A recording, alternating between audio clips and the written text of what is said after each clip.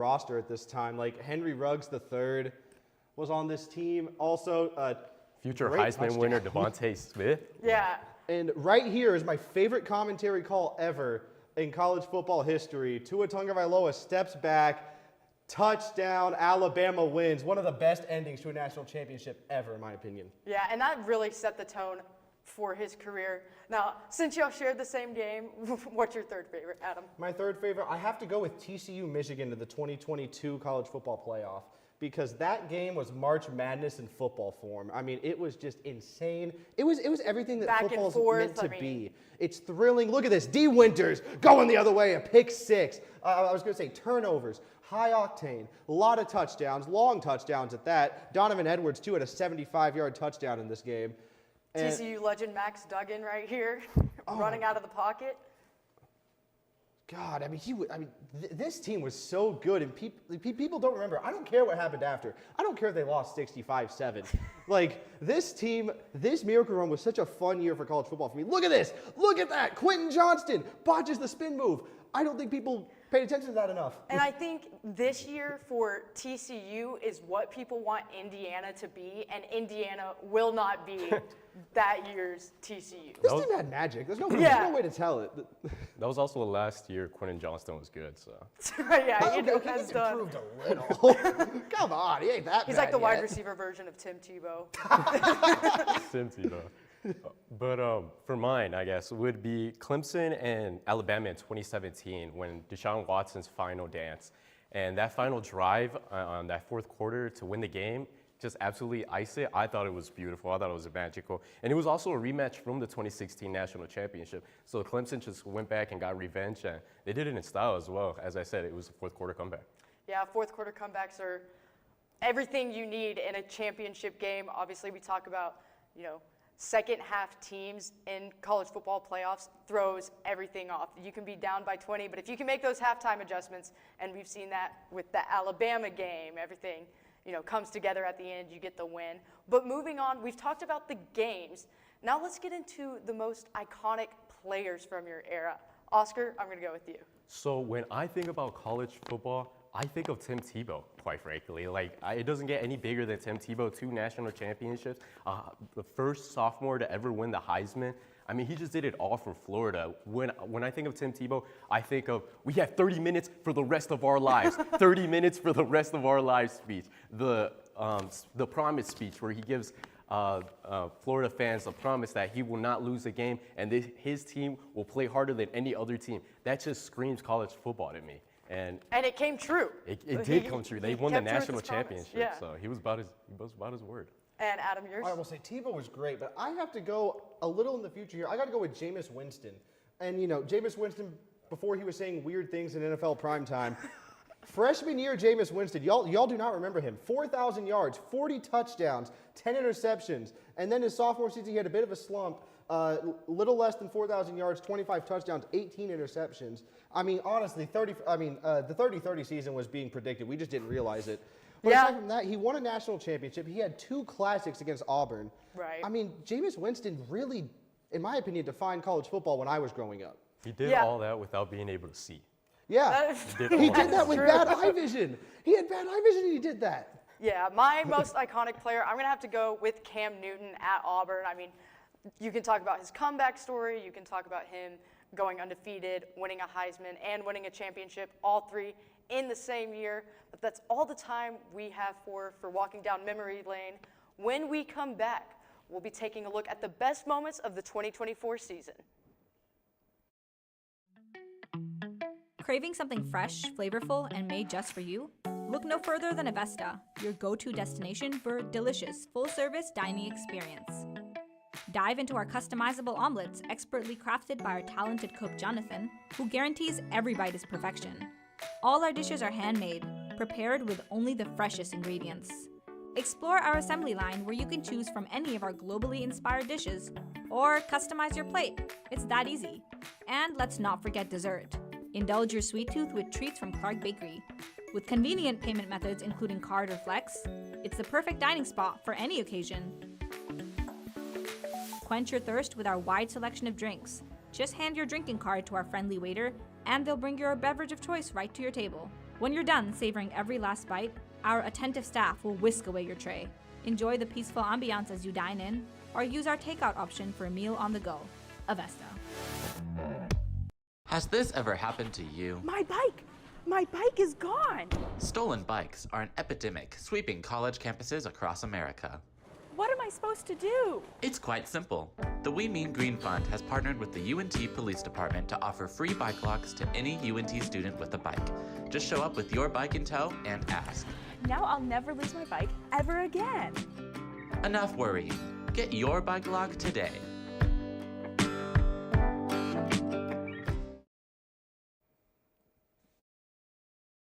Welcome back. Like I mentioned in the intro, college football this year has been chaotic. You have upsets, the fights, and just different storylines around college football. Here to talk about some of that chaos with me is Sean Hunley and Nash Lowry. Guys, I mean, let's go ahead and get into it. What have been some of your favorite moments of the season? Sean, I'll start with you. If I had to go top three, I'd say number three probably have to be Miami losing to Georgia Tech. I mean, that loss was insane. They had some crazy almost losses, but they, the miracle comeback against Cal, the Virginia Tech debacle in the end zone. I mean, that was just awful. Unfortunately, Georgia Tech finally took it to them. They beat them last year in a crazy sequence, but this year, I mean, it was all Georgia Tech. Great game to watch, but that was number three. Number two, I'd have to say Auburn beating A&M in 4 overtimes. I mean, that was just incredible. Oh, it's like it was so close, but I mean, it's so hard to win at Jordan-Hare, and Auburn took it to him. I mean, I thought that was a pretty bad moment. I mean, personally, coming from an Aggie, it's 4 overtimes, and the Aggies can't take it away. I really don't. I understand mean, that. you can't drop a pass in the end zone like that. Y'all would It's have Yeah, had it. it hit him right in his chest too. Yeah, Yeah. It's one of those in the last minute. I mean, of course, that pretty much knocked A&M out of the playoffs. Yeah. But I'm not an Aggie fan, so I could care less about the Aggies. And at that point, I think a really important thing to look at is that doesn't win the Aggies the game. It only ties it and sends it to the 5th overtime. True. Right? That's the only thing. Well, we just saw 8 overtimes with Georgia and Georgia Tech the other night. Yes, so, I mean, we did. It's hard to win in overtime in It college is, football, it clearly. is. And of course, number one has to be Vanderbilt upsetting Alabama for the first time since 1984. Hands down, best moment of the year. Great game to rewatch and rewatch. Best moment by far, in my opinion. And Nash, your top 3 moments? So my my third favorite moment is Ashton Genty rushing. I mean, pretty much this whole year. You know what I'm saying? Right. Like to be that close to Barry Sanders' record, doing it in less carries, right? You could pick out any game, really any game is my absolute favorite. There's one specifically where I think he went up against Wyoming maybe and got 269 rushing yards. That one was amazing, but really watching him this whole season has been great. My second favorite moment happened just a little while ago versus Virginia Tech. Cornerback Ashton Hampton makes a one-handed interception while he's falling away. Imagine Sean. Okay, Sean, you're the receiver, right? And I'm the DB. The ball's being thrown at you. I'm falling away, and I grab it from you. With Just one-handed hand. snag. He grabbed it with one hand, which was absolutely amazing. And then getting into my favorite moment throughout this whole entire season has to be, it's October 26th, 2024. LSU comes to play Texas A&M at Kyle Field. Absolute heater of a game. Connor Wegman is still going, right? Connor Wegman is still the starter. Marcel Reed hasn't made his approach. It's a huge game and a sellout as well. 107,000 people at this game. It starts out, Connor Wegman is immediately sacked, and LSU takes the first score of the game with a field goal. But Mike Elko is not deterred whatsoever. Wegman in once again, and he hits Le'Veon Moss. But there's a fumble. Sean, there's a fumble. I cannot believe this. LSU gets the ball back. At this point, I'm absolutely devastated because then they go to the goal line and a deep fade route to the LSU tight end secures the first touchdown of the game for LSU. It's 10-zip, right? A&M still hasn't done anything. Looks like it's over. Yes, it but looks like it's over. This is looks like it was. Stadium Pulse rank 1. Then Le'Veon Moss gets cooking. He goes downfield, and at this point, he's going to find himself a way into the end zone. Le'Veon Moss with the first A&M points in this game, hitting a little celly, right? Next up, Nussmeier on 3rd down, 3rd and 15 with an absolute deep shot to the 50-yard line. I'm at this game, and at this point, it's like, how did they just convert that? but then they missed the 48-yarder. Before this game, the kicker was astounding, had a 95 completion percentage. But then he'll go on to miss so many more kicks in this game. Nussmeier There's one deep right here. once again, and here is another one. The first one 48, the second one 49. So that's 2 kicks missed. Then we start the third quarter, Nussmeier scrambling, and he throws it to who? Straight to an A&M Aggie, right? Nice catch. This gives A&M their first turnover of the game and what would go on to be one of their 3 interceptions of the game. Now, it's the second quarter. You know who's got the yips? Connor Wegman. You know who doesn't? Marcel Reed. He takes the pump fake from Le'Veon Moss and gets in on the left. Marcel Reed scores his first touchdown. And by the way, he hadn't scored a touchdown so far this season. Right. That was his first touchdown. LSU, once again, gets another offensive attempt. He doesn't even get the ball. I think this game shows the importance of the special teams because you've mentioned like 3 field goal misses already or a botched snap. I mean, The kicks have been bad this year. Yeah, I've seen they a lot really of have. ugly kicks. And there was another one that came later in this game where the punter just straight up wasn't looking and it hit him. It hit him right in the face. But there's another interception, the second interception for the Aggies. Then we got on the goal line. Oh my goodness, did y'all just see that? Marcel Reed waited until the exact last moment for Amari Daniels and then pulled the ball back away when Amari Daniels had 2 Tigers on him. Okay, so it's 28-17. LSU gets on the goal line, they score, blah, blah, blah, blah, blah. It's 35-23. Nick Scorton gets a sack, and his 280-pound self has no business doing all that, right? What is Nick Scorton doing? And then the end of the game, the dagger, Garrett Nussmeier with a wide open dot to the defense, and then he hits one of these. Look, boom. That's the face of destitution. You had to The put the guy on surrender TikTok, cobra didn't you? grabbing that's my favorite moment of the season. I hope we have the highlights for that Alabama-Vanderbilt game because there's so many good things that There happen really in that game. are. There's probably 2 of the best catches I've seen all year. well, But- not only that, but Diego Pavia, I don't think anyone expected, a guy that was at New Mexico to come in to Vanderbilt, 100%. play in They the took SEC. a huge game will bring him Yeah. in, and it's paid off dividends. I mean, that win alone set them off. But then Texas went in there, and you thought, oh, I don't know, they just beat Alabama. What Yes. in Texas? Now, unfortunately, that didn't happen. It But, was close. They had no I business mean, playing as the close game as the started game. out great for Vanderbilt. I Yeah, mean, here we go. They're already doing construction on the field. It looks like they're missing half their side of the field.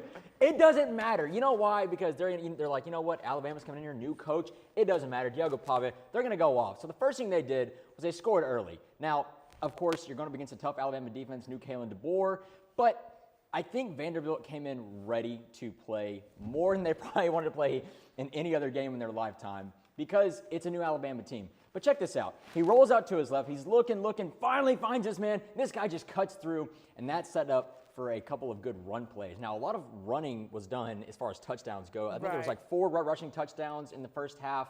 But, I mean, just look at how Pop was able to escape through those Alabama defensive linemen and find his man just on the run. That's what we saw a lot of in the second half. And then there's one of those rushing touchdowns. You see a whole team Check getting this out. involved. I mean, Just He's a just great game. unstoppable. Exactly what I'm saying, Sean, or what you're saying, really. It's just one of the greatest moments because all 11 guys are involved on the Talking field. about the I'm thinking Aggies too got much. the 12 I'm thinking man too in much. return. There's a we love 12 to man mention right Diego there. Pavia here, but Cedric Alexander was huge for this Vanderbilt offense, especially early. Now, another thing is they got a pick 6 too. So they were up by 2 scores, and you thought, oh man, this is pretty tough. But Alabama stayed really close the entire game. I mean, I thought this game was over in the third quarter, but they just kept going and going. But you see right here, he's looking, and Miller struggled with a couple of interceptions this year. I mean, this one, it's kind of unfortunate, just throwing under pressure, and this guy just takes it all the way. Lafont, I believe, is a tough name to pronounce. But either way, Vanderbilt is up by 2 scores, and it's looking pretty tough for Alabama. Now, of course, Alabama's found themselves in rough situations like this all season. It doesn't matter because they've got Jam Miller, they've got Jalen Murrow. These guys know how to get touchdowns. Got Ryan Williams. Yeah, he got exactly. in there just barely, and that was such tough. a great game. I don't know if we have all the way to cover it, but yeah, I mean, the rest of that game. It's okay. It doesn't matter. You know why? Because in the third quarter, we saw fireworks. I mean, 2 of the best catches. 4th and 1, Pavia rolls out on 4th and 1 and just heaves it down the Yes, field for he does. Jones. Insane catch. And then Alabama comes back with Ryan Williams' best catch of the season, greatest catch I've seen all season. Just is able to grab the ball and spin midair. Looks like he's going to tear his ACL and just struts backwards into the end zone for a touchdown. Best catch I've seen. It was back and forth until I believe it was like 2 minutes left in the fourth quarter, and Vanderbilt just took over on the run game. Diego Pavia ran it out to get the first down and secure the win for Vanderbilt. First win since 1984, huge for the program. First time being bowl eligible since 2018 for Vanderbilt, too. I cannot imagine carrying those goalposts down Broadway into the river for Vanderbilt. Huge for those guys. Must have been insane. Yeah. I think my favorite moment by far just happened this past weekend. Michigan beating Ohio State. That one was a great game. I mean, obviously, if you're a fan of college football, you probably watched that game. We were there. It was just a few days ago. Yeah, we were there. We were there. We've seen it. In spirit, yeah. But that does it for now. When we come back, we'll take a look at some more college football from this year.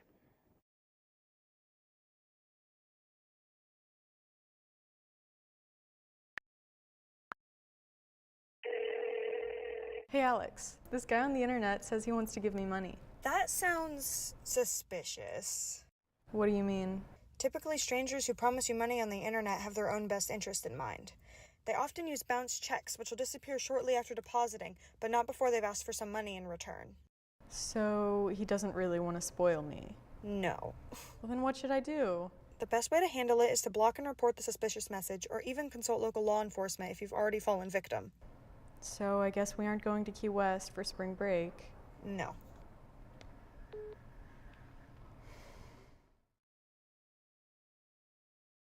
There's no harm in wanting to have fun while in college, but it's easy to lose track of how much you've had. Apps like Drink Control and Alkadroid can help keep track of your consumption and blood alcohol levels. If you or someone else does drink too much, the signs of alcohol poisoning are as follows: pale skin, vomiting, confusion, low body temperatures, irregular breathing, blacking out, and is hard to wake up or cannot be woken up. Dude, are you okay? Hey, what's wrong? Wake up. It's an exciting time of year, but it's important to be responsible. If you suspect someone is suffering from alcohol poisoning, get help immediately. You will not get in trouble for seeking help if you are underage. For more info and resources, go to UNT's Division of Student Affairs. Looking to open a free checking or savings account but don't know where to start? Check out DatQ Credit Union right here on campus. Get your Mean Green debit card instantly or apply for a DatQ Visa credit card today. Your school, your card. Plus, make deposits at their 24/7 ATM, checks or cash whenever you need it. Make sure to sign up for DatQ's online banking platform and mobile app for easy access anytime, anywhere. Visit them at www.datq.org to learn more. DatQ, the official financial institution of UNT Athletics. Welcome back. The college football regular season is officially over, which means it's now time that we can take a look at player performances and decide who we think is the best candidate for Heisman. Here to talk about those candidates with me is Wyatt Schott and Jose Moreno. Guys, let's get straight into it. Wyatt, who are your top 4 candidates? Just list off my top 4. I'll go with Travis Hunter from number 1, obviously. I'll follow that with Ashton Genty, and then Shedeur Sanders, and finally Kyle McCord, the quarterback of Syracuse. That's going to be my top 4. I have Trav winning it. I think Trav is by far the most outstanding player in college football. He embodies what the Heisman Trophy is supposed to be. He does everything for his team, and he's just – you cannot overstate how important Travis Hunter is, not only to Colorado, not only to Deion Sanders, but to the sport of college football. Yeah. He is a once-in-a-lifetime player, and I hope everyone can put their personal grievances with Colorado aside and just appreciate the greatness that is Travis Hunter. Yeah, and Jose, your top 4? My top 4, it's kind of similar. It's a little similar, except we're going to replace Shedeur here with Cam Ward. Look at that nice little transition there. Drew, get yourself a little raise after this, Drew. Thank you for that, Daddy. All right, so Cam Ward, I think he's one of the best quarterbacks in all of college football right now. I think I rank him a little bit above Shedeur there, for me, in my eyes. He's been playing with an inconsistent defense. With Miami, he's been playing great in a way more difficult conference to me.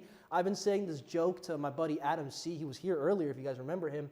It's a bunch of mid-carders that make up the Big 12. It's a bunch of middle-of-the-pack guys, and they're all trying to gaslight themselves. And they're thinking, no, we're a Power 5 program. Not really, buddy. 2 years ago, you guys were 2-11, talking about Colorado here. So I don't know. I do think Travis is an excellent athlete. I agree with you. Mm-hmm. Although quit it with the kissing of the butt here. Oh, I am. His wide receiving skills are all right. I think Ashton Jeanty, to me, has a more of a once-in-a-lifetime season right now because I don't think we'll ever get anyone as close as Ashton got to Barry's record. That's Travis fair. is one thing, right? But he's an okay wide receiver and a really good corner. But no one else is doing it like Travis Hunter. Yeah, but like, here's my thing, If right? Ashton Jeanty played on both sides of the when ball, you're he would not have when you're the 2,000 face yards. of the program. Wyatt brought this up to me a long time ago in a car ride once. He told me that Colorado's going to suck next year. This was back in March of 2024, and he's like, they're going to suck. They're going to be awful because all their transfers are leaving, and it's only going to be Shador and Travis. And you know what? For a guy like Travis to basically be not just the offense, but the defense, I expect his offensive stats to kind of match those defensive stats that Wyatt's over here gushing about. Because to be honest, a 1,100-yard season with 14 touchdowns, and you're playing every snap, it's not as impressive to me as a 1,400-yard season or a 1,500-yard season. Ashton Jeanty's running 2,300 yards on almost 20 attempts a game. That guy is the team. He is the system. No Ashton Jeanty, these guys go probably 2-10 most likely, dude. So that's my take. And then Kyle McCord, I'm a Syracuse guy. Yeah, I need y'all to talk about Kyle McCord a little bit. I know Let's talk that he's about number Kyle. one in passing yards, but I don't think he's Heisman worthy. Right. I'll start talking about Kyle. One, the Heisman class is weak this year. Outside of the top dogs with Travis and Ashton Jeanty, it's a little weak. However, with that being said, Kyle McCord's had an outstanding year, leading the country in passing yards after being really booted away from Ohio State. They forced him out of that program, a former 5-star recruit, maybe high For 4-star. Will Howard. Yeah, for Will Howard. That's a program that forced him out. How many guys do we see get transferred out and they just fade into the abyss of college football? Francois Dubois. And they just don't do anything afterwards. Right. Kyle McCord could have done that, and he refused to. He had the gall to keep trying. How dare he? And he has done more than that at Syracuse. That team is under first-year head coach Fran Brown, and they have done great things with Syracuse. I'm a big Kyle McCord fan. And something we talked about, the wide receiving core here for the Syracuse is not that good. No. It's Right. not a good receiving core. No one is over 1,000 yards. Kyle McCord has thrown a touchdown to 7 different players. His running back hasn't even rushed over 1,000. Another fun fact about Syracuse here: if you were to take all their rushing yards, it amounts to 1,000 yards, 114. You multiply that by 2, and Ashton Jeanty still outruns us. So, yeah, this guy is Syracuse. So when I look at a guy like Kyle McCord, there's those 12 interceptions. Right. How can this guy be Heisman with 12 interceptions? 5 of those were against Pitt. Yeah. 5 of those Yeah. were against Pitt. Take that Pitt game out, you got 6 interceptions on the season for 30 touchdowns total, over 4,000 yards. Yeah. Any other year, this guy's like getting like NFL hype. But Yeah. because he's on and Syracuse. you know what the problem is? That he plays for this team. Yep. Anywhere Syracuse else. Orange. Yep, it's the Syracuse Yep. Orange. Now, getting into mine, we all have the same. I mean, Travis Hunter, Ashton Jeanty. Let me throw in Dylan Sampson, very underrated at running back. He is first in numerous SEC records, has scored in all but one game, I believe. And then Dylan Gabriel. Now, I know he doesn't have the most pass yards. He's not the most flashy quarterback, but he's the quarterback on the only undefeated team in this season. I mean, he's perfect for Dan Lanning's scheme. Obviously, you can tell by them being undefeated. So that's going to be my top 4. And I think it's obvious. Travis Hunter is probably going to win it this year. Wouldn't you guys agree? Question, Mackenzie. Is number 5, our quarterback? Is number 5 Morris? No, Chandler Morris is. Chandler Morris number 5? I mean, y'all, Because if you're putting Dylan Sampson in there, you might as well put in Chandler Morris. go look at his You might as accolades. well Go put look in at where he's ranked in the SEC for numerous Chandler's things. top 2 Rush in yards, stats. he scored in all but one game. I mean, Dylan this Sampson's guy. really good running back. You know who scored in all but one game? Who? No. Morris. I would Morris. have been more inclined to put Dylan Gabriel in my top 4 if he did not have such. He got bit bad by the turnover bug. Yeah. He threw a lot of interceptions, a lot of red zone interceptions. Oregon's a really good team. I wouldn't say it bailed him out. They play good complementary football. Right. He did just kind of get bit by the turnover bug this year. Give me So J.J. McCarthy. Yeah. Like he's great for that system. He's playing really good, but it's not like wowing me. I'm not gonna lie. Dylan Gabriel at Oklahoma was great, and he's been playing great, undefeated. He's been playing the type of football Mahomes has been playing this season, situational football. Yeah. That's what Dylan Gabriel's expertise is, and that's what teams are going to look for in the draft when they look at a guy like Dylan yeah, Gabriel. and that's Right. not a knock on him either. But- That's not No. a knock. But when you look that's at a guy compliment. like Cam Ward, who's putting the team on his back, throwing 40-yard bombs to his receivers, and basically doing everything, that's why I kind of rank him a little bit above Dylan. But I still like that take. I'm not going to hate on Yeah, him. I feel like the 1 and 2 spot for anyone who Almost watches everyone. college football is going to be the same. That 3, 4, 5 spot is where you can put a couple of guys, above the other. Who do you think is on the cusp out there, Wyatt? I'm not saying Chandler Morris. There's a couple of guys on the cusp. If Jalen Milroe in Alabama had a better season this year, Miller could have been up there. Inconsistent play for him. That's a guy that was receiving Heisman talk last year, and of course received a lot of Heisman talk after they beat Georgia in the regular season. Right. It didn't quite work out for him, but that's a guy that could have maybe snuck his way into some Heisman conversation. Another guy that started the year with a lot of Heisman talk was Texas's own Quinn Ewers.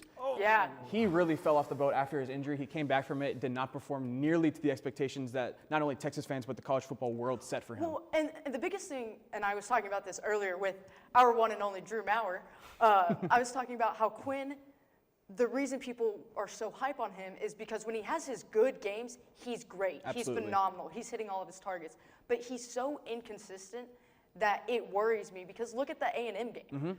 Great momentum in the first half, 17 points, and then what do? You have 2 red zone turnovers in a close game in the second half, which very well could have turned the page for Texas A&M had their offense been able to get things going. So that's kind of my problem with Ewers and his Heisman talk. Jose, what about you? Who do you have? On the cusp, I had Dylan Gabriel for a bit, but since I didn't put Shador in mine, I would put Shador in mine. I do think he is on top of one of the best quarterbacks in the league right now, even though he plays in the easy Big 12, which is just a overhyped Conference USA, if you ask me. We could play in the Big 12 and probably win 4 games against, I'm not going to lie, we could beat Utah. Give us Utah. Bring us Utah. Jose wants the smoke. We want Utah. Give UNT Utah. We could beat them 21-14 in a game no one will be there by halftime. One thing I will say, since we are talking Heisman, is the Heisman voting process needs to change. It's needed to change for quite some time now. You were ranting about this. I was ranting about this because well, let's hear it. over 2,600 people vote on the Heisman, and these are people from all walks of life. Majority of them are not tied to college football in any way. It should be limited to coaches, maybe some former players, maybe some media people. Like a committee, almost. Yeah, maybe like something like that. But anyone can be a Heisman voter, it seems like. They just let anybody do it. And that's why it's turned into a quarterback award. Yeah. And Travis Hunter's the exception because he's doing things that haven't been done since Charles Woodson, who also won the Heisman. But it's ridiculous because I think everyone knows that the quarterback of the best team is not always the best player in college football.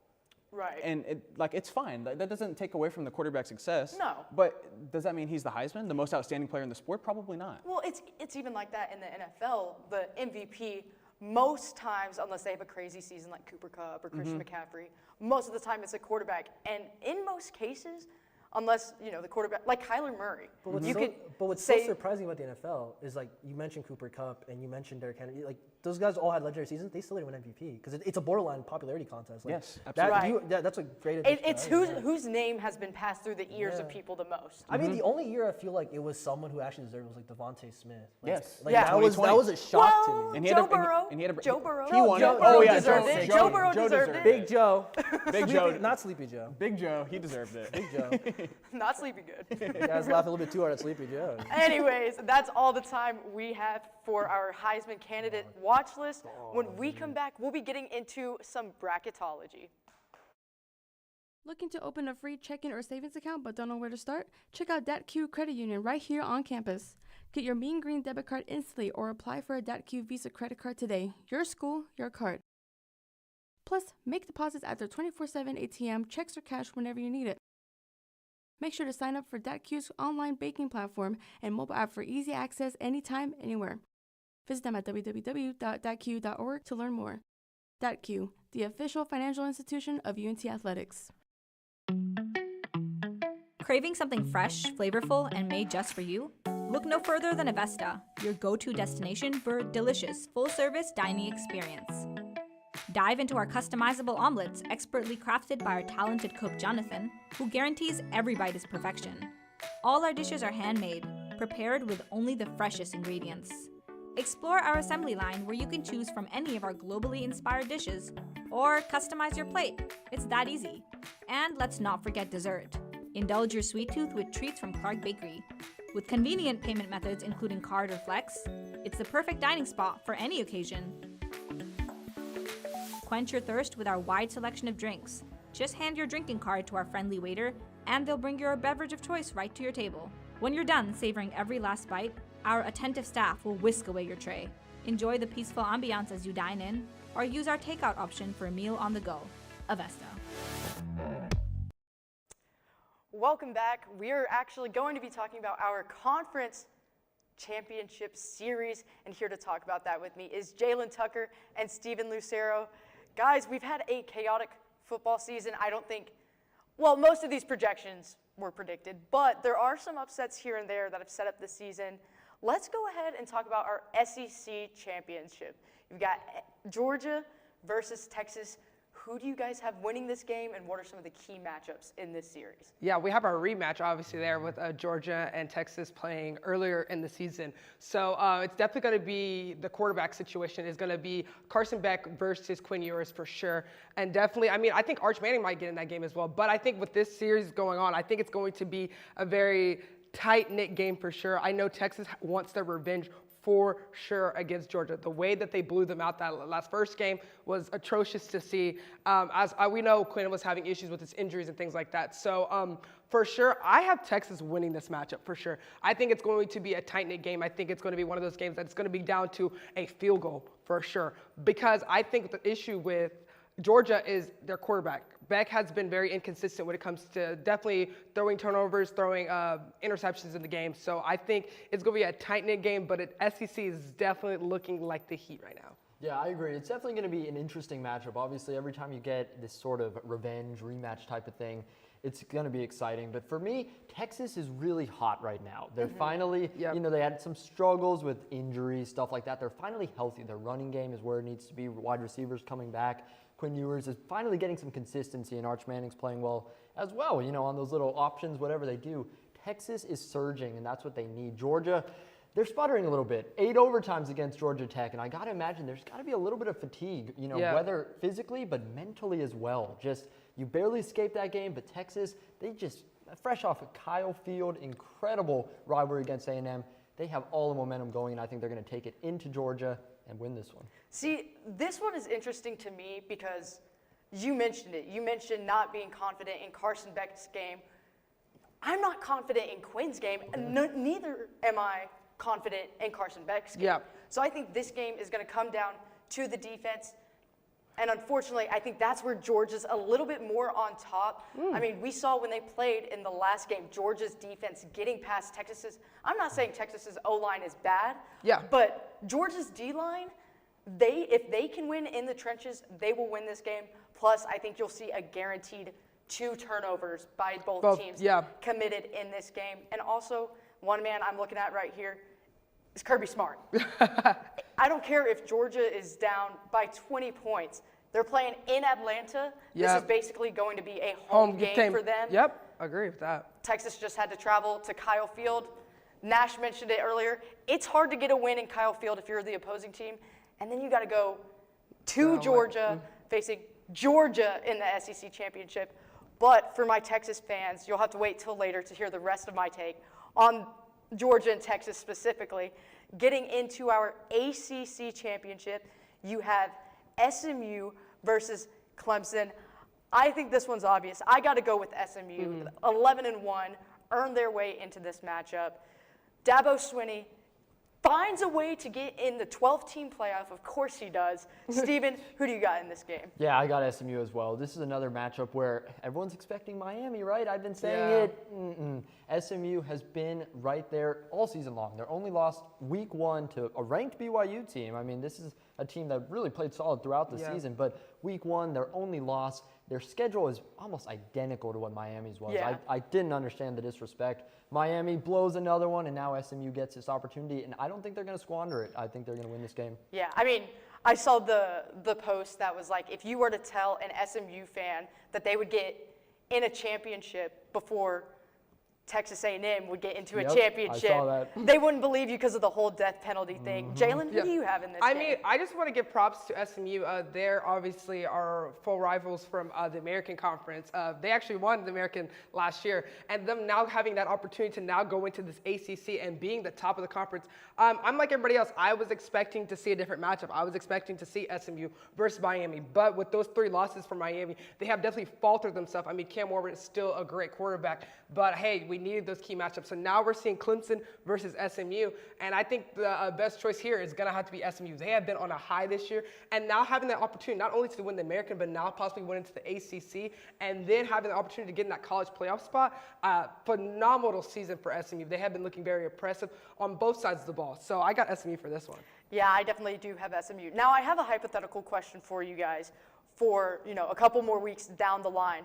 Let's say Clemson does pull this game out. Again, their head coach is Dabo Swinney. They very well could win this game. Cade Klubnik, he can have a masterclass of a game. If Clemson wins, do you take SMU and Clemson in the 12-team playoff? Well, I mean, if we're talking about bringing Alabama in the game, then into the college playoff, why not put SMU in there? I think so, yes, because I don't think you should be getting penalized on the fact if you lose your conference game. Okay. That makes the most sense. I mean, they're still 11-1, so if you really think about they lose against Clemson, that's only an 11-2 team. That should be a team that should be able to get into that college playoff. This 12-man has been very complicated, and I'm very curious to see how the committee is going to take these kind of wins and losses for the teams. Yeah, definitely. And Clemson, I think they're in a spot also because they have obviously the name.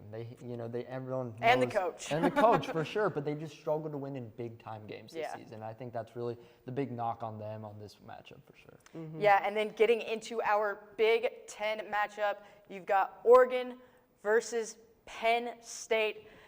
I think this one's obvious. I think Oregon's got this one in the bag. I'm very confident in their team. I mean, obviously, I just talked about how Dylan Gabriel made his case for, top 5 in Heisman candidate. Who do you guys have? I think this is going to be a great. I think Big Ten's kind of been just in that middle road right there, so with Oregon and Penn State. But I think the obvious choice is to go Oregon because, like they said, they are undefeated right now. They've been on this high, and they're number 1 in college football right now. So it just makes the most sense to pick Oregon for this sense. Yeah, this one, it's like you said with Dylan Gabriel. He finally found his home, right? After all this bouncing around, Oregon, they've been really solid this year. They've been strong. Penn State, another situation where they just don't have the strength of schedule that you'd like to see. Every time they have the big time games, they can't pull it out. This one, the biggest of all, I think Oregon takes it. Yeah, and not only that, but you look at Penn State and Drew Willar. They've got a great tight end that he can throw to, and even then, I still don't think he's putting out the best Penn State quarterback that we've seen. I don't think he'll do enough to win this game. Moving on to the American. Big 12. Big 12. Forgot about the Big 12. We'll go over that It's easy to forget about the Big 12 nowadays. Chaos over there. The Big 12. Moving on to the Big 12, you've got Iowa State versus Arizona State. This one to me is one of the most interesting matchups. I agree, 100%. I think the SEC matchup is good, and I think this one is actually going to be a very good game. Steven, who do you have? Yeah, I have Arizona State here. Everyone's talking about Ashton Genty for good reason. A good number 2 is Scatterbo. What he's done, transforming that run game, 17 touchdowns, absolutely incredible for Arizona State. They've been surging as of late. They planted that fork really in the middle of Arizona's field. They're on a high. They're a tough, physical team, and I think that's just going to be too much for Iowa State to handle. I agree. I mean, Arizona State has definitely come up. I mean, you can go back to like week 2, 3, and them having issues with their kicker on their special teams there. So, I mean, we can go back to those times, but now they have definitely been on that surge. So I'm definitely going to choose Arizona State on the strength of how they've been on this come up right now. And getting into Arizona State here a little bit more, they are not supposed to be here. You looked at the Big 12 preseason poll. They were nowhere near the top. I thought Colorado was going to get in there. Colorado, BYU. Yeah. I mean, we had a 5-way tie, so that was the issue there. Yeah, and that's just how this football season has been. You look at the SEC, it came down to the game between Texas and Texas A&M. You look at the Big Ten. I don't think no one had Ohio State losing to Michigan except Michigan fans, obviously. But moving on to a conference that we probably won't see in the playoffs, we got to talk about our very own conference. Of course. Tulane versus Army. Jalen, The who do you game have? that I'm ready to see, guys. I thought Memphis was going to sneak in there, but I think this makes the most sense because I know Tulane got in there last year against SMU. This is going to be their revenge season for real. I mean, props to Army. They definitely have done a great year in the American in their first year, but I do not personally think they're a talented team. They're all running backs, basically. Yeah. Bryson Daly, you are a great football player, but you are a running back. You're not a quarterback, so I got Tulane for this game, and I think Tulane is going to win it by at least probably a touchdown, maybe a field goal. It's going to be a tight game, for sure. Yeah, I think it will be tight. I think Army's going to start solid. You know, they run, they crawl right down the field. It usually works out for them. But at the end of the day, I think Tulane's just more dynamic. I think they're going to take over in the second half. And Army, obviously, like you said, when you only complete 2 passes against UNT, I don't see you as conference champions. I think Tulane takes it. Yeah. The only interesting thing, though, is usually you see these conference championships being at a neutral site. Army is hosting this game. Like I don't know if y'all ever. It's an advantage. It's definitely an advantage, and I don't think it'll be a blowout in any form or fashion. I definitely think Army will hold it, but I do think Tulane pulls it out by a field goal or a touchdown, like Jalen was saying. Narrow. But now that we have discussed our conference champions, it's time for the biggest part of the show as we take a look at bracketology. There's no harm in wanting to have fun while in college, but it's easy to lose track of how much you've had. Apps like Drink Control and Alkadroit can help keep track of your consumption and blood alcohol levels. If you or someone else does drink too much, the signs of alcohol poisoning are as follows: pale skin, vomiting, confusion, low body temperatures, irregular breathing, blacking out, and is hard to wake up or cannot be woken up. Dude, are you okay? Hey, what's wrong? Wake up. It's an exciting time of year, but it's important to be responsible. If you suspect someone is suffering from alcohol poisoning, get help immediately. You will not get in trouble for seeking help if you are underage. For more info and resources, go to UNT's Division of Student Affairs.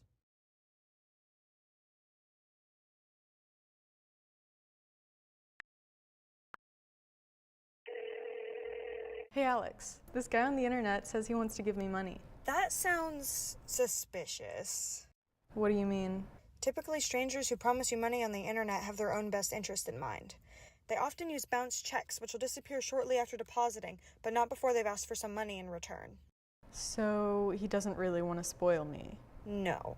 Well, then what should I do? The best way to handle it is to block and report the suspicious message, or even consult local law enforcement if you've already fallen victim. So I guess we aren't going to Key West for spring break. No.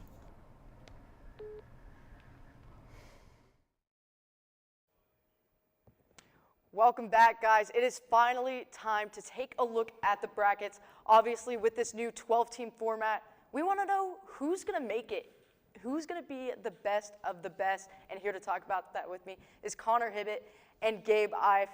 Guys, Gabe, let's go ahead and get into your bracket. Awesome. Let's jump straight into it. So starting out, I have Oregon as the #1 seed.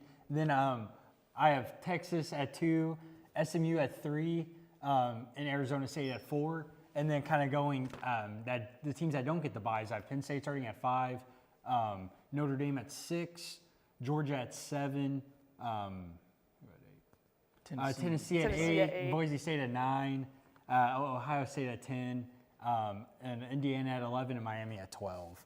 And so kind of going through that, Oregon, I think, is the undefeated Power 4 ranked conference. I think they have to be that #1. You can argue after Ohio State's loss to Michigan that might not seem as great, but they're still handily probably the best team, most deserving. I mean, team you for have that to put 1 your seed. undefeated team right there. Absolutely. Yeah. Yes. I think after Texas's win against A&M, I think as long as they take care of business and get their revenge against Georgia, I think they're the 2 seed. And then, looking at SMU, I think that they're going to be the highest ranked as long as they beat Clemson, which, we were talking about in the last segment. I don't think Dabo Swinney, I don't think he's going to live up to this moment. I think he's going to choke again in this big game. And so I think SMU is going to get that automatic 3 seed. And then as 4 seed, I think Arizona State's going to be that highest ranked last kind of 4 seed. Now, you can argue Boise State, Mountain West might be a little higher. this is the most interesting part about your bracket. I'm shocked to see that Arizona was State what here, I had to Boise do a little State. research. I think if Arizona State takes care of business against Iowa State and wins, I think that they ultimately get pushed higher. So if Iowa State loses, does this change for you? Does Big 12 now move Yes, Here? then the Big 12 would get moved and Okay. Boise State would become top 4. Interesting. But I think Arizona State deserves it over Boise State as long as Arizona State wins. I think that win against Iowa State would be better. Now, Boise State resume is terrific. The only loss to being the Oregon, I believe, a walk-off 3. field goal Yeah. by 3. And so I think that's a really good resume, but I think Arizona State would get it over. I think Coach Dillingham's done a terrific job. Right. Kind of getting into the results now, if we Yeah. want to go into those. Looking at your second round here. Yes, my second round. So I have Miami pulling off the upset against Penn State. I think at Cam home? Ward. Yes, at home. I have the Hurricanes going up to what would probably be a cold weather game, and I have Cam Ward just picking it up. Now, he had that great first half, and then they lost to Syracuse. So you're probably like, Gabe, what are you saying? I think Miami and Cam Ward are amazing. I think they have all the potential in the world. I think they slipped. I think if they can put together a full game, they're one of the best teams in the country. They do have a really And high so, ceiling. I agree with that. Yes, so I have them winning. I have them upsetting. Then let's see, I have Tennessee beating Boise State. Go Vols. Yes, go Vols. Had to help McKenzie. Oh, but I think you probably love that, yeah. I think that they can stop Ashton Genty. I think their line just much better than the lines that Boise State's been facing all season. Then I have Indiana going on the road and beating Notre Dame. That was a little bit of a crazy pick by me. I have to pick something that'll shake things up. Right. But, Hoosiers are the best Indiana team. yes. Yes. They showed that this Saturday. They did. I agree. So I think their line play is amazing. I think it'll be a little bit of an upset pick. I think their coach they're going to be looking. I know they crushed Purdue, but I think they're still looking for that full revenge to show they can beat a good team. And lastly, I have Georgia beating Ohio State. Should be a great game. Now, after Ohio State's performance against Michigan, this could be a terrible game for Ohio State fans. That really dropped my opinion of Ohio State. They fell all the way to 10 for me, and so I have Georgia just kind of beating them. Setting up a rematch, getting into the quarterfinal round, setting up a rematch between UGA and Texas, and in that game, I have Texas beating Georgia. So I have them kind of in a rematch, revenge game. I think Quinn Ewers needs to play better. I think Texas's defense showed that it's probably the best in the country after the past win against A&M this past weekend. This is an interesting matchup right here. I'm excited to see who is going to be right there. Yes. For that game, I have SMU. Ooh, okay. I have SMU. Battle of Texas teams. Yes. So I have it as Indiana coming into Dallas, and I just think that with SMU having home field advantage, I think that they're pretty similarly matched, but I have them taking care of business and getting to the semifinals. And then I have Oregon beating Tennessee. Sorry about that, McKenzie. I think Dylan Gabriel. Oregon's Dylan quarterback is just amazing. And I have Miami beating Arizona State. I think they're the better team. So in the semifinals, I do have Oregon beating Miami. I think Miami's magical run ends there. I think Oregon's proven to be amazing. And then I have Texas beating SMU in the Battle of Texas. Yeah. And then as a national champion, should come as no surprise to anybody, but I have Texas winning it all. Ooh. I think their team, I think they showed this past weekend that when they do play top competition, the Georgia game was a little bit of a fluke. I think they have it together, and I think they're going to take care of business in the playoffs. Yeah, that's a great bracket. Connor, let's go ahead and get into yours. Well, I'm going to do what you want, Mackenzie. I'm going to pick Tennessee money line every single round. No, well, I think for me, the biggest thing that I think the committee is going to be looking at is quality of performance and quality of talent. We have 12 teams now. It's not just 4 teams. So what teams are deserving? And then with the at-large teams, what teams are the best? See, in years past, it was always, okay, what teams are deserving? Well, there's not 12 deserving teams of a playoff bid. I can tell you that right now. So I'm going to go with Oregon at the 1 seed. I'm going to continue to pick Oregon at that 1 seed until they prove to me otherwise. I'm going to go with Texas at the 2 seed. Anytime you have 2 elite teams playing each other more than once in the same season, I'm going to pick one team to win one matchup and the other team to win the other one. Georgia's already beat Texas once this year because of miscues from Texas. I'm going to pick Texas to beat them this time. I'm going to pick SMU to win the ACC title. I will get into some scenarios here later on. I'm not extremely confident with that pick, but the amount of teams from each conference I don't think will change. For now, I'm going to leave Boise State at the 4 seed. Right now, they are ranked higher than any of the Big 12 teams. The committee is saying, hey, Boise, you've shown us that you're actually legit enough to be deserving of a top 4 seed and an auto bid, so and a bye in the playoffs. So I'm going to keep Boise State in that 4 seed spot. At 5, I'm going to go with Penn State, 6 Notre Dame. Why? Every single week we have seen the committee pick Penn State over Notre Dame. Yep. They are punishing Notre Dame for not going to play in the Honestly, conference as they championship. should. Yes, yeah, and that's kind of on Notre Dame at this Yeah. point. And so I think the loser of the Big Ten championship is going to be the 5 seed. Notre Dame will remain for me at number 6. Well, Notre Dame can't be higher than 5, right? Correct. Correct. Because they can't can't be win a higher than 5. conference championship. Exactly They can't win a right. conference championship. Yeah, and I don't think they're going to put them like in a 7, 8, or 9, or 10 seed. So I'm going to leave Notre Dame at the 6th seed. 7 and 10, 7, 10, and 8 and 9.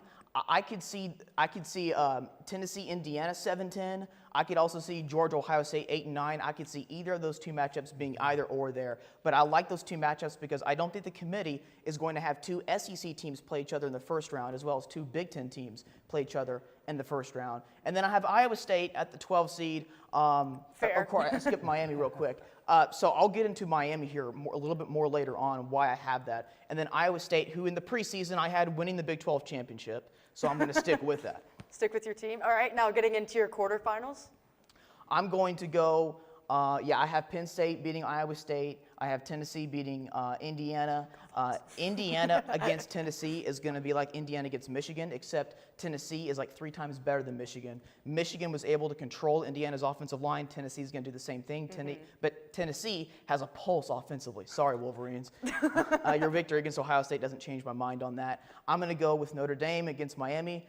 Convicts against the Catholics here, hasn't it? And then Georgia, Ohio State. This is a complete toss-up. I could see either team winning this game. I really don't know who to go with. You think I'm Ohio State bounces back? I do. I think the key with this matchup is he gave them the home field advantage. Yes, that's the biggest thing for me. And then moving forward, I am going to pick Penn State to beat Boise State, Oregon to beat Tennessee, Notre Dame to beat SMU, and Ohio State to beat Texas. And then Ohio State to beat Notre Dame, and Oregon to beat Penn State. And 2 of my top 3 rosters coming into the year are going to play for the national championship. And I believe I have Ohio State winning it all because that's who I thought could win it all in the preseason. I still think this team has the highest ceiling in college football this year. Now, the offensive line miscues, that does concern me a little bit. But like I said, I think the winner of Ohio State and Georgia has a tremendous chance to win the national championship. And I like their path, too. Obviously, Texas is a really tough team. But if they can get by Texas and Quinn Ewers is up and down, I think they've got a great shot to win it all. Yeah, getting into my bracket, we all have similar teams, but the one team that y'all didn't have was Alabama. I've got Arizona State at the 12 seed. Obviously, Big 12 is going to be right there. And then the same 1, 3, and 4 seed as you guys, but then I have Georgia there. But that's all we have time for. I mean, me and Gabe, we pretty much had the same road, Oregon versus Texas, but that'll do it here. And with the season coming to a close, when we come back, we'll be looking at some NFL draft prospects.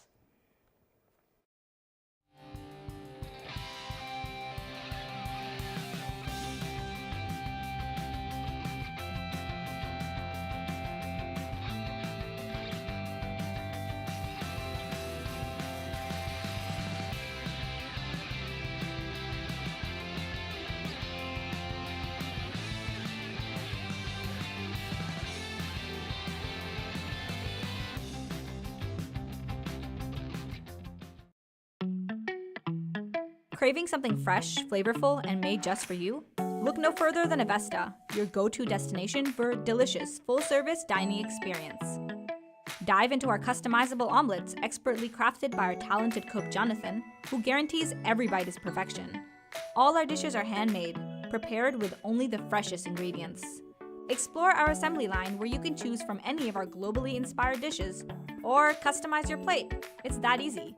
And let's not forget dessert. Indulge your sweet tooth with treats from Clark Bakery.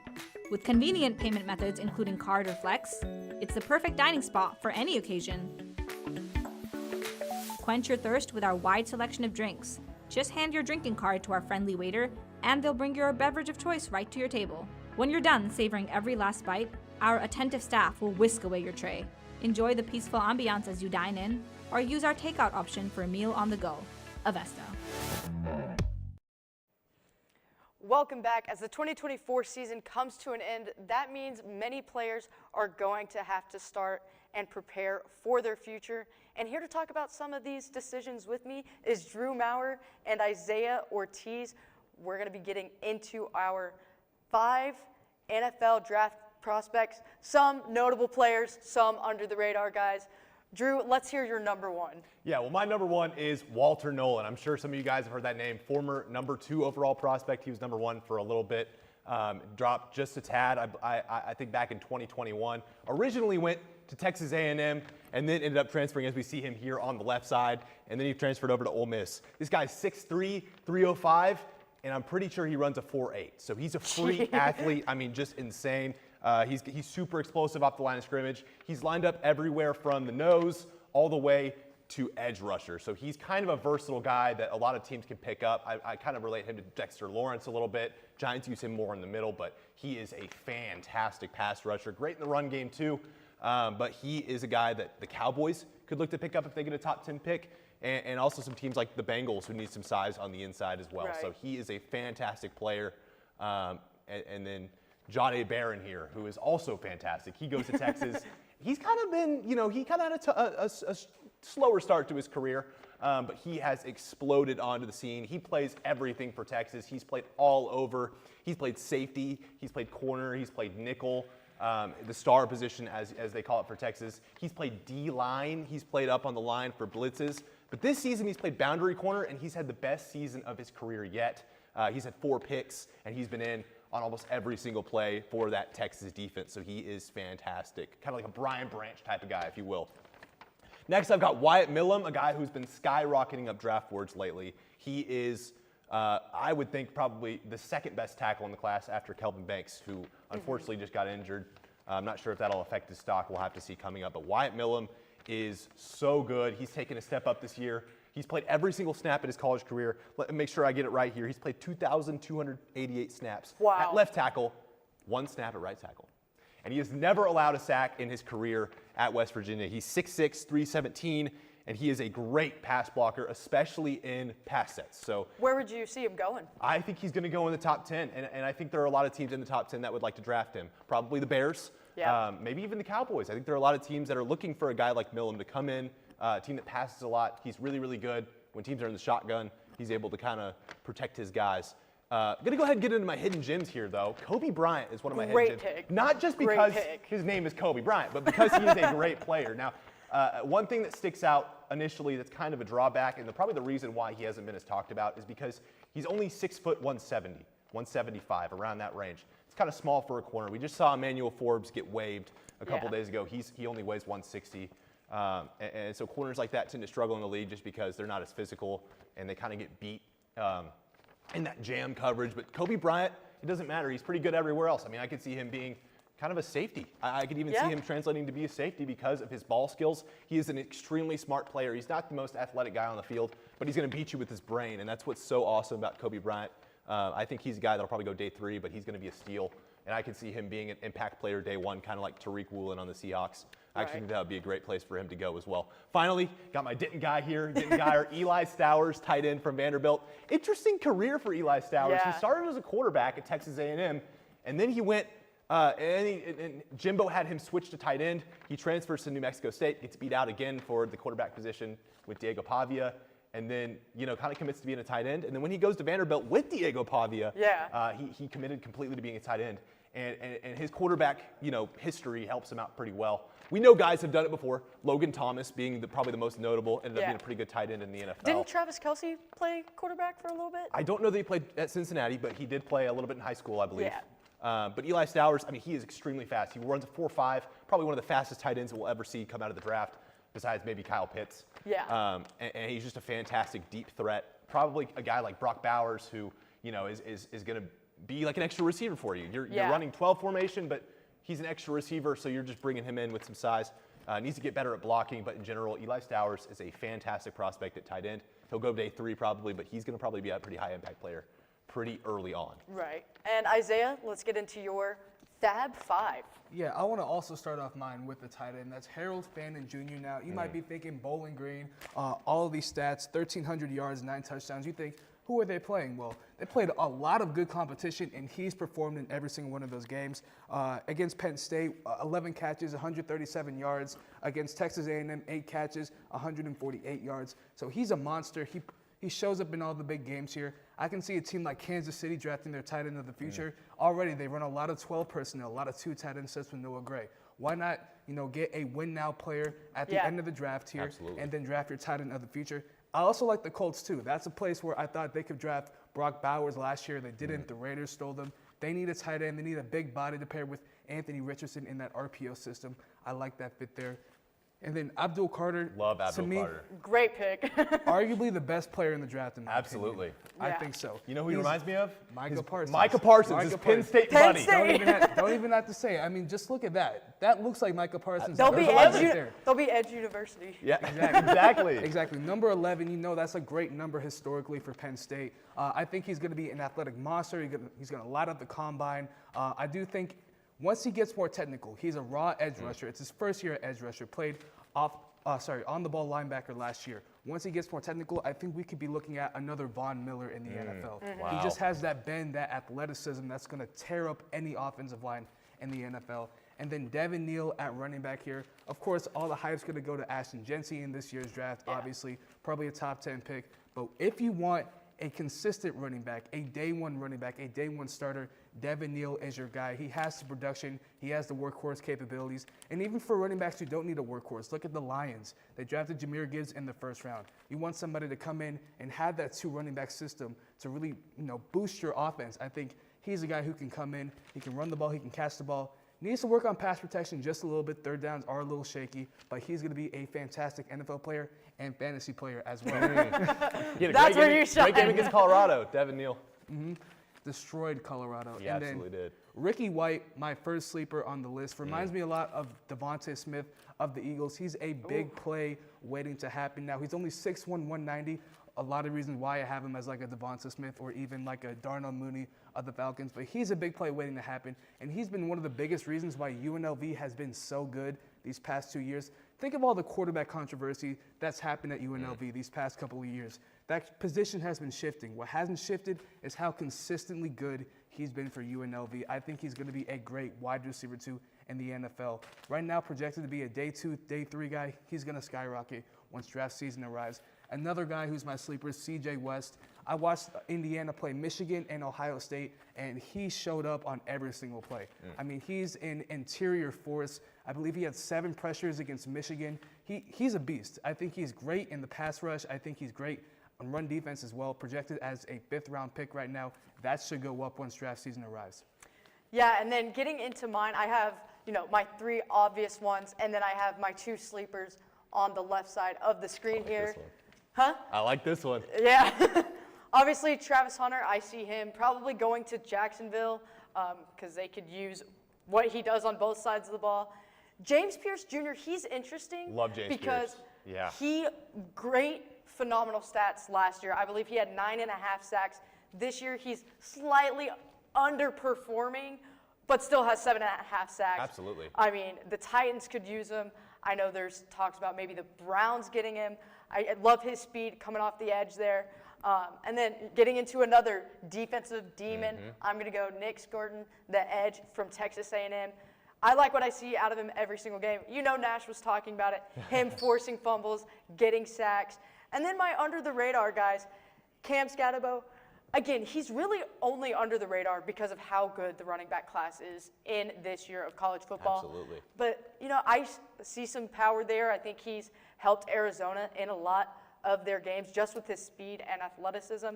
And then I think my most underrated player that I think can really help a team out, Jalen McLeod, the edge from Auburn. I know he plays that linebacker position also, but one thing that I've heard analysts talk about with him is he's consistently gotten better every year. My only concern with him is his size. He's about 6'1", 6'2", average linebacker about 6'3", 6'4". But watching him play against A&M, he was getting tackles. I believe he has 30-something tackles on the year, and he can get to the quarterback, and they have him usually in that linebacker position.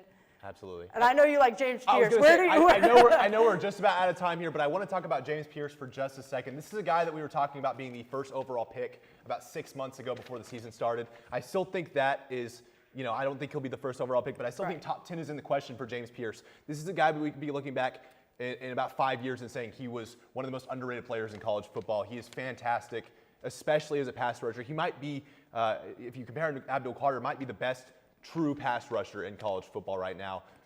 He has great size, great athleticism. He's going to be a fantastic player in the NFL. He looks like kind of like a Brian Burns coming out of college a little bit. I don't think quite as good of a run block or a run defender, I should say, but he's going to be a menace. So I just want to touch on that. Scorton, great as well, but I think that James Pierce just puts himself above. I think Carter and Pierce are in that upper echelon, and Scorton is in that second tier. So that's kind of what we're looking at right now. Yeah, I think he'll definitely be like second or third round, but that is all the time we have for our college football show. We hope you all enjoyed what we have for you. And the conference championships are this weekend, so go be sure to go watch some conference championship football.